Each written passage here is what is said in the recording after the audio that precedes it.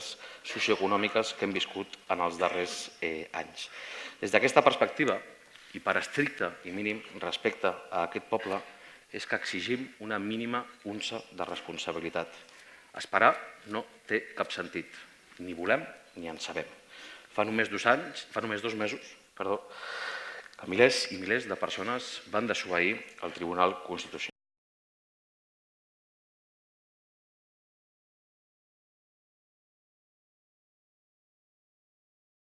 2 mesos que el 96% dels plens municipals del Principat de Catalunya es manifestaven a favor de la consulta o que 4.000 entitats estaven en la defensa radical del dret a decidir. Des d'aquesta perspectiva també ningú trobarà a la CUP Alternativa d'Esquerres en patrimonialitzacions interessades ni en càlculs electorals. Mai ens trobarà.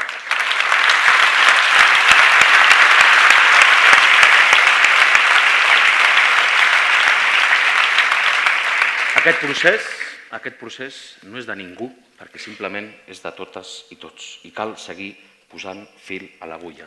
Cal arbitrar i cal materialitzar el mandat democràtic que ens segueixi i que ens permeti avançar. Per aquest motiu calen eleccions ja, calen eleccions immediates i calen, sobretot, unes eleccions que han de revestir d'un doble caràcter, plebiscitari i constituent.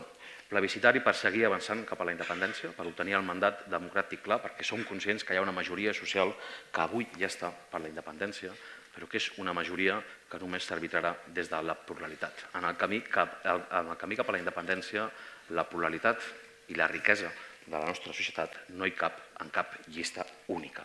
I la complexitat i les contradiccions d'aquest procés tampoc caben en cap llista única. Eleccions, doncs, d'imprescindible polític als països catalans.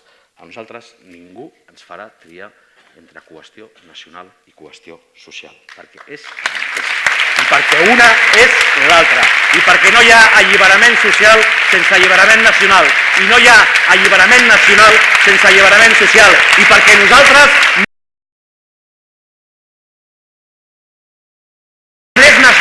volem la màxima llibertat política, volem la independència i en l'àmbit socioeconòmic volem la màxima justícia social.